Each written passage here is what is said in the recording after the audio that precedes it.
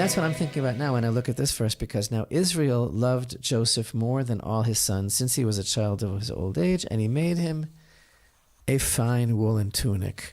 And both of us have so much to say and have been talking for years about that special garment and what it means and why. And on the simplest level, again, the family dynamics are very complicated, and it's easy to understand how Yaakov's other sons would be jealous and see that Yaakov favored Yosef because he gave him something special. So on the one hand, again, everything exists simultaneously on so many different levels. On the one hand, the sages say that Yaakov really was responsible for some of this enmity because he should have been more circumspect. Mm-hmm. And in fact, there's all sorts of teachings now. The sages tell us that this really is instructive to us about how a parent should be very careful not to show favoritism to a child. On the other hand, when you started speaking a few minutes ago about what Yaakov saw in Yosef and the concept of passing on the legacy, there's something that's very, very telling here. It's the second verse. It's right. Chapter 37, verse 1 says, Yaakov settled in the land of his father's sojournings in the land of Canaan. The second verse begins, Ele toldot Yaakov, Yosef ben Shvaz Reshana. It begins, these are the generations of Yaakov, colon, Yosef was 17 years old and he was a shepherd with his brothers. But you can also read it in Hebrew. These are the generations of Yaakov, Yosef. And this is a famous idea that some of our great rabbis talk about, that the verse is really telling us that Yaakov just poured everything into Yosef and saw in Yosef his continuation. And that is really the question here, because the idea was, this is not just a question of family dynamics or a question of, who do I like better or something. The question is, what was the real backbone, the underlying factor, the foundation of the enmity between the brothers?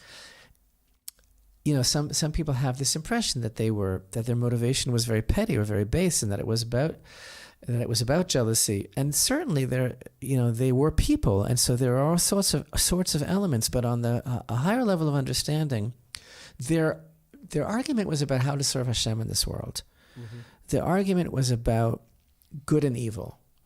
In a way, these brothers and their enmity was an opportunity to fix the original enmity of brothers of Cain and Abel, because everything has been spiraling out of control since then. And this whole theme of brothers, Yaakov and Esav themselves, and Yitzchak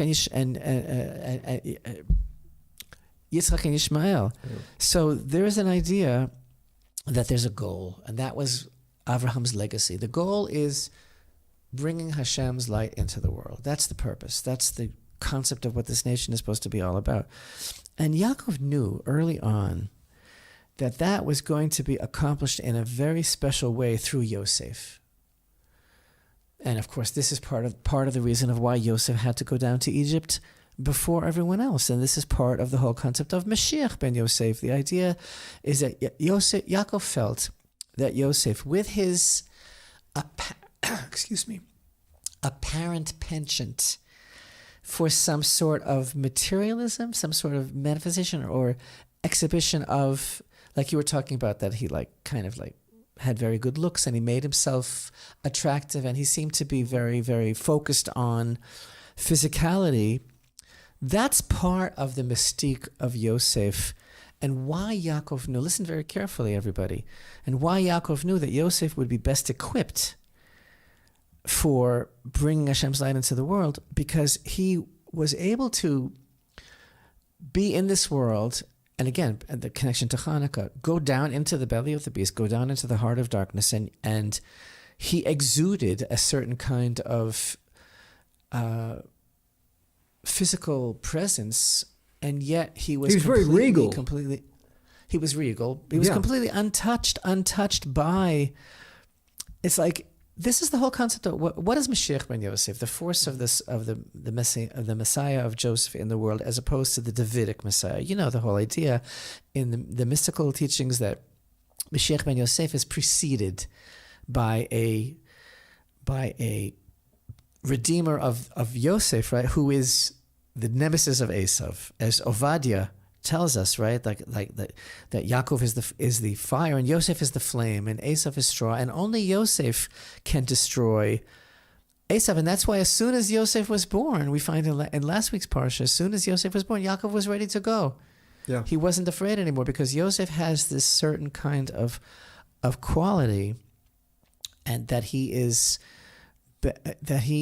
able to. Because I started to say. So what is the difference? Like very basics on the inner dimension of the definition between the force of Mashiach ben David and the force of Mashiach ben Yosef in the world. That the Davidic Messiah is a spiritual revolution. He is a person, a regular person, of course. Again, we believe that Mashiach is a regular person, but very gifted and descended from David and chosen by Hashem. Mm-hmm. But basically the Mashiach, the ultimate Mashiach of David, is a person who foments, facilitates, and leads a spiritual revolution. But he is preceded by the Yosefian Messiah, who, like exactly symbolized by what Yosef did in Egypt. What did he do? He was this unbelievable economics and like a master's degree in economics that he was able to provide for the whole world. He was an amazing administrator. He was an administrator par excellence.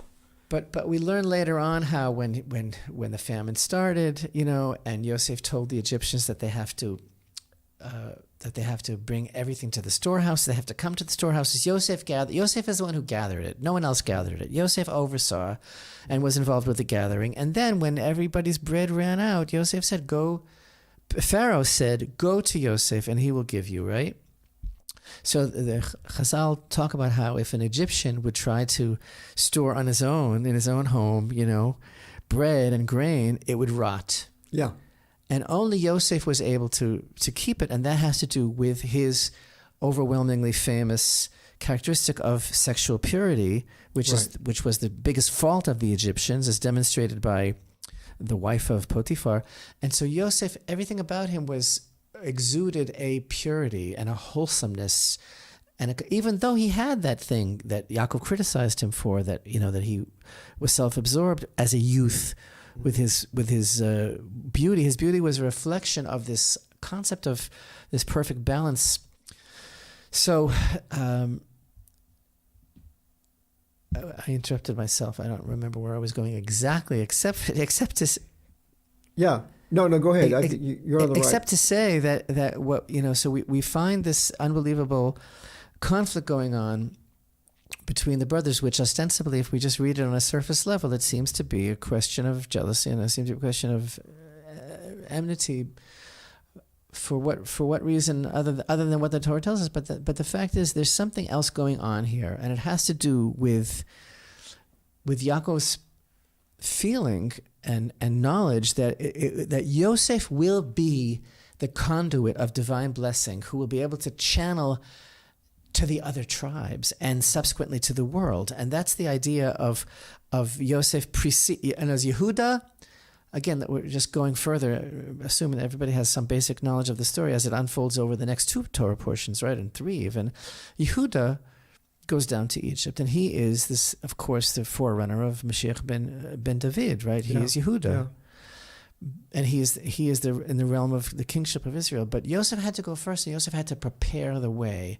So as opposed to the concept of the Messiah through David, which is a spiritual revolution, the concept of the forerunner, the preparation through Yosef, is about all of us doing our best on the realm of our physical ability to advance our own redemption through our own physical striving to do what we can in this material world. That's Yosef prepared the food.